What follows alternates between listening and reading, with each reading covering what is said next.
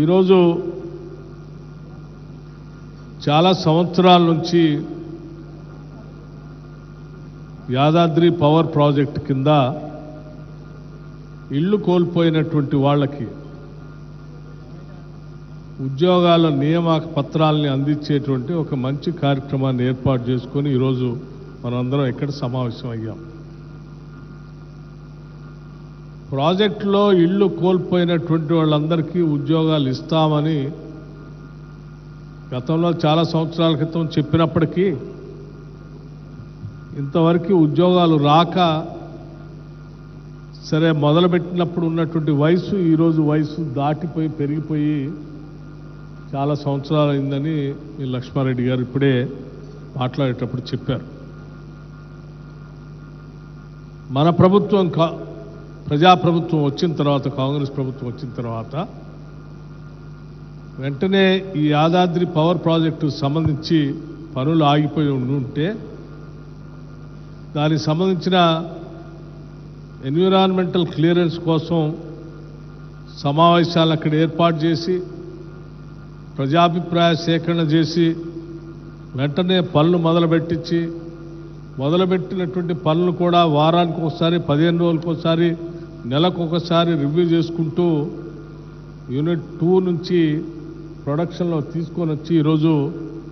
రాష్ట్ర ప్రజలకి Yadadri power project అంకితం చేసినటువంటి కార్యక్రమం గౌరవ ముఖ్యమంత్రి రేవంత్ రెడ్డి గారి నాయకత్వంలో మీ అందరి సమక్షంలో అక్కడికి వచ్చి చేయటం కూడా జరిగింది. సరే, ఆనాడే ముఖ్యమంత్రి గారు నేను ఆలోచన చేశాం, ఇక్కడ భూములు కోల్పోయినటువంటి వాళ్ళకి, ఇల్లు కోల్పోయినటువంటి వాళ్ళకి మనం తప్పనిసరిగా వాళ్ళకి ఉద్యోగ అవకాశాలు దీంట్లో కల్పించాలని గౌరవ ముఖ్యమంత్రి రేవంత్ రెడ్డి గారు ఆ రోజే స్పష్టంగా చెప్పడం కూడా జరిగింది. ఆ రోజు నుంచి ఈనాటి వరకు మీకు సంబంధించిన పూర్తి సమగ్రమైనటువంటి సమాచారం తెప్పించి ఆ సమాచారం ద్వారా మీకు ఎలిజిబిలిటీ ఉన్నటువంటి 112 మందికి ఈరోజు అర్హత ఉన్నటువంటి వాళ్ళందరికీ కూడా నియామక పత్రాలు అందిస్తూ ఉన్నాం. మీతో పాటు ఆర్థిక శాఖకు సంబంధించినటువంటి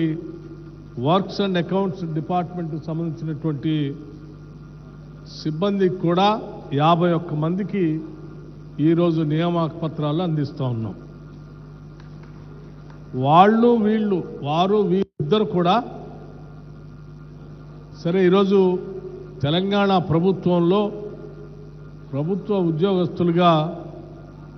మీరు బాధ్యతల్ని నియామక పత్రాల ద్వారా అందుకోబోతూ ఉన్నారు. ఈరోజు అందుకున్నటువంటి వాళ్ళు భవిష్యత్తులో 30 సంవత్సరాల దాకా ప్రభుత్వ శాఖల్లో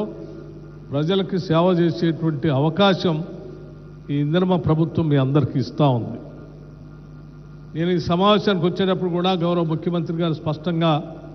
రేవంత్ రెడ్డి గారు మీ ద్వారా ఈ రాష్ట్రానికి ఒక సందేశాన్ని కూడా ఇవ్వమని స్పష్టంగా చెప్పారు నాకు. ఈ ప్రభుత్వం ఈ రాష్ట్రంలో ఉన్నటువంటి నిరుద్యోగ యువకుల కోసం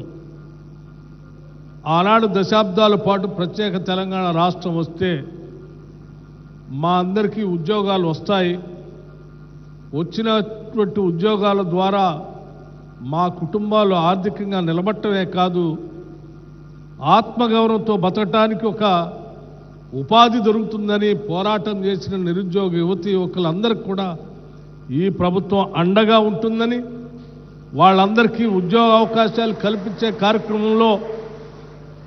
ముందుంటుందని స్పష్టంగా చెప్పమని చెప్పి వారు చెప్పినటువంటి మాటను కూడా మీకు చెప్తా ఉన్నాం. ఎందుకనంటే మేము వచ్చిన దగ్గర నుంచి ఈనాటి వరకు దాదాపు 59,000 ఉద్యోగాలు రాష్ట్ర ప్రభుత్వం ద్వారా ఈ రాష్ట్రంలో ఉన్నటువంటి నిరుద్యోగ యువకులకి ఉద్యోగ అవకాశాలు కల్పించి నియామక పత్రాలు అందించి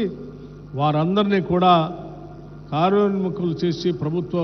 సేవ చేసేటువంటి అవకాశాన్ని కూడా కల్పించాం. కేవలం ప్రభుత్వం ద్వారా శాఖల్లో ఉన్నటువంటి ఉద్యోగ అవకాశాలే కాకుండా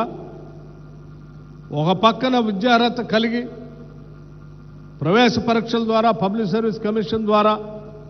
లేకపోతే ఇతరత్రా ఉన్నటువంటి రిక్రూట్మెంట్ వ్యవస్థల ద్వారా ఉద్యోగ అవకాశాలు కల్పిస్తూనే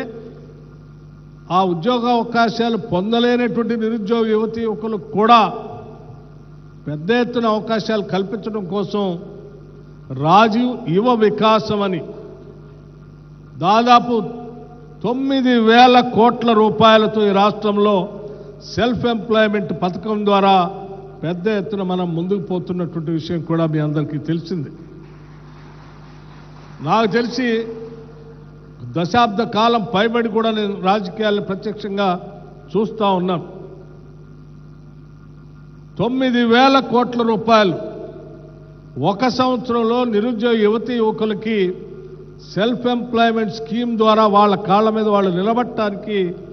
ప్రభుత్వ పరంగా ఇచ్చినటువంటి చరిత్ర ఇంతవరకు లేదు. ఇది మొట్టమొదటిసారి ఈ తెలంగాణ రాష్ట్రంలో ఇందిరమ్మ ప్రభుత్వం ఈ రాష్ట్రంలో ఉన్నటువంటి నిరుద్యోగ యువతీ యువకుల కోసం 9,000 కోట్ల రూపాయలు వెచ్చిస్తూ ఉంది. కేవలం ప్రకటనలు మాత్రమే మేము పరిమితం కాదలుచుకోలేదు. ప్రకటించిన నాటి నుంచి అప్లికేషన్స్ పెట్టుకునే దగ్గర నుంచి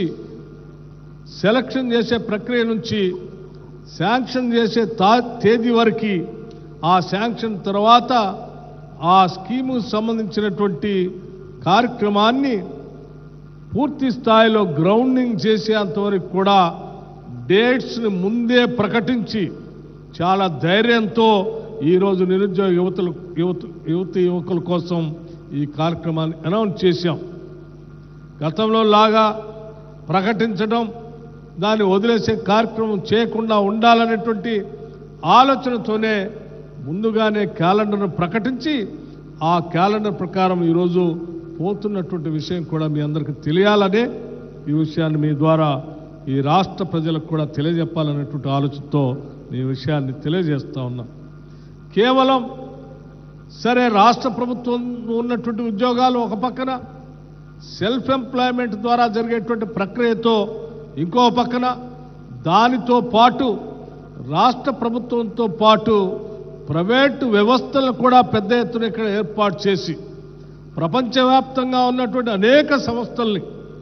ఈ రాష్ట్రానికి వచ్చేటట్టుగా చేసి ముఖ్యంగా ఐటీ సెక్టార్కి సంబంధించినటువంటి వ్యవస్థల్ని కానీ లేకపోతే నాలెడ్జ్కి సంబంధించినటువంటి వ్యవస్థల్ని కానీ రకరకాల ప్రపంచీకరణలో భాగంగా ఉన్నటువంటి గ్లోబల్లో పెద్ద ఎత్తున పేరుగంచినటువంటి సంస్థల్ని హైదరాబాద్ నగరానికి రప్పించి వాళ్ళందరినీ ఇక్కడ పెట్టేటట్టు ఏర్పాటు చేసి వాటిల్లో కూడా లక్షలాది మంది నిరుద్యోగ యువతీ యువకులకి ఈ రాష్ట్రంలో ఉద్యోగ అవకాశాలు కల్పించడం కోసం ఈ రాష్ట్ర ప్రభుత్వం ఈ ముఖ్యమంత్రి రేవంత్ రెడ్డి గారి నాయకత్వంలో కేబినెట్ యావత్తు ఒక నిర్ణయం తీసుకొని ఈరోజు ముందుకు పోతాం. ఈరోజు మనం చూస్తూ ఉన్నాం, మీరందరూ కూడా చూస్తూ ఉన్నారు. ఇక్కడికి వచ్చినటువంటి హైటెక్ సిటీ ఈ పరిసర ప్రాంతాలు చూస్తూ ఉంటే ఒకప్పుడు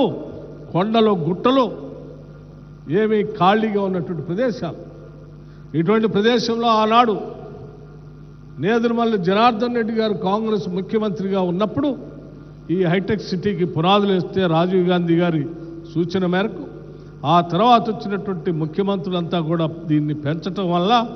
హైటెక్ సిటీ ఫేజ్ 1 ఫేజ్ 2 అట్లాగే ఫైనాన్షియల్ సిటీ ఆ తర్వాత నాలెడ్జ్ సిటీ ఇవన్నీ రావటం వల్ల ప్రపంచ పేరు ప్రఖ్యాతులు గాంచినటువంటి సంస్థలన్నీ ఇక్కడికి వచ్చి వారి వారి కార్యాలయాలు